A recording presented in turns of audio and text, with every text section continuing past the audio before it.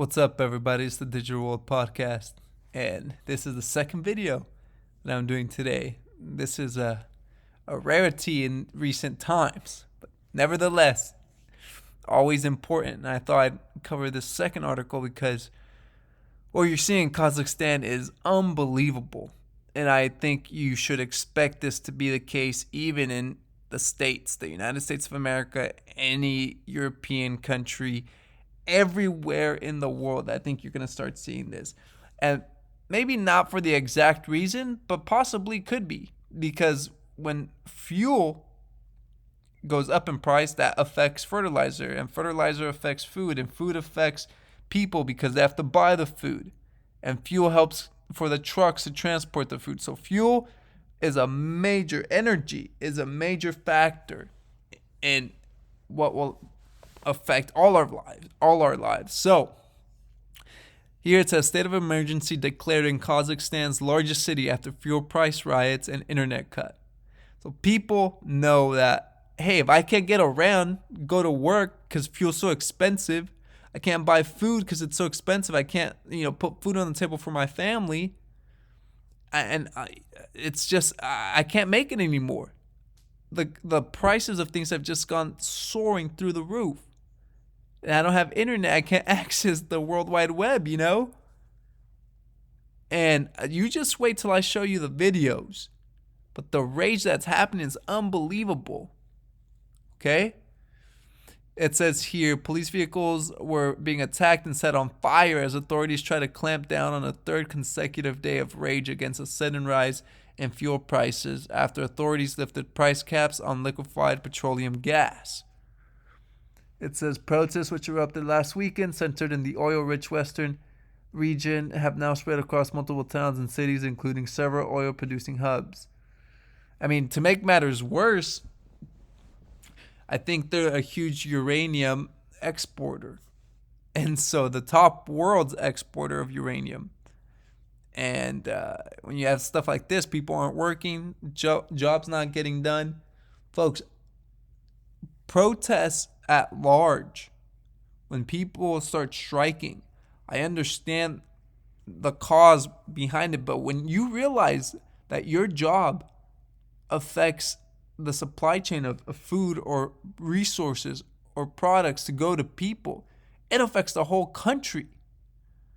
Now, there's ways that it could be done where you still get the work done, but these workers need to make sure they're compensated. See, it's you're stuck between a rock and a hard place, right? But it's one of those things where you see the dangers of taking either side. And it's unbelievable what we're living through. Okay, so a state of emergency was declared. Here are some shots. Just watch this. Check this out. People have just gone barking mad.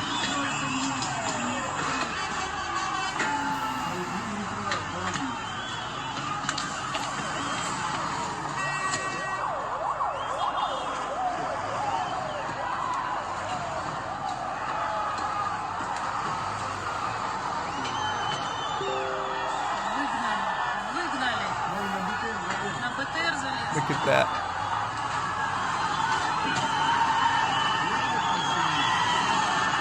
Just the craziness that's happened.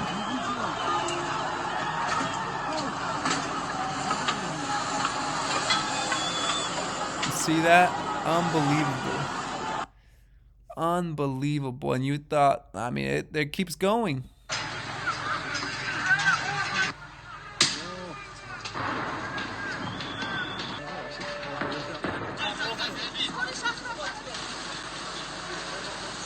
This is like straight out of The Purge.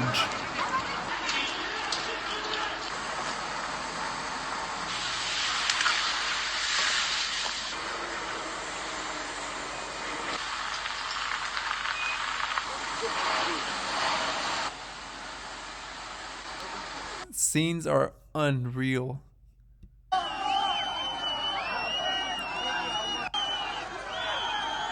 People are protesting.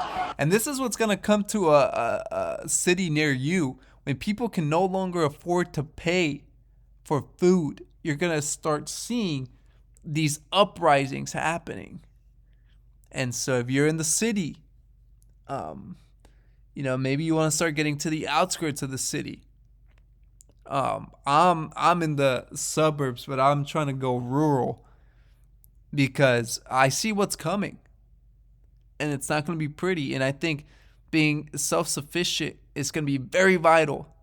Money's not going to be worth anything at all. What's going to be important is your family's safety and you being able to survive based on what you harvest, right? And that's going to be very important. Very, very important. Look at this.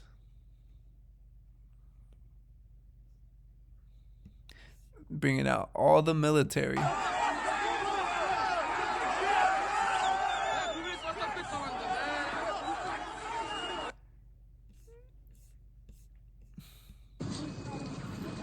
Oil industry employees protesting. Look at all these people. And this is happening worldwide, folks. These protests happening worldwide. And internet significantly disrupted in Kazakhstan as protests against energy prices reach Almaty. Okay, you're seeing that right there. I don't know what that says, but look at this craziness.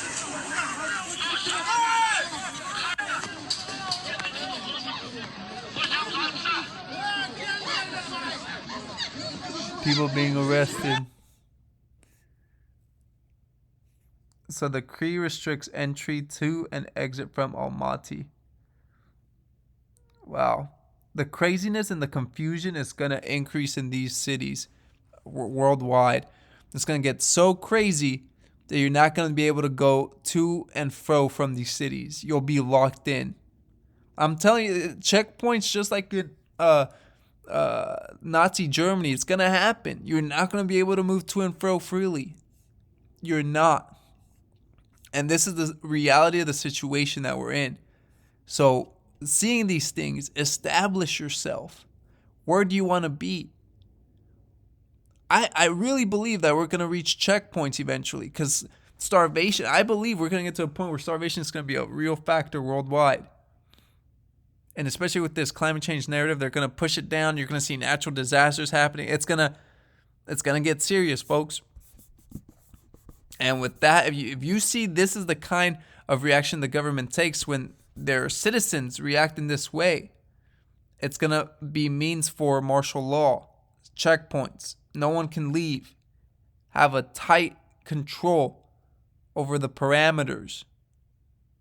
We're living in real scary times, sobering times. It's time to get serious about what it is you believe. It's time to get really serious about that. Okay? It's no time to play around. It's not a joke. It's real and it's present. So, hope you enjoyed this second episode. This one was very interesting. I hope you guys were able to gain some insights from it. It's the Digital World Podcast. See you in the next one.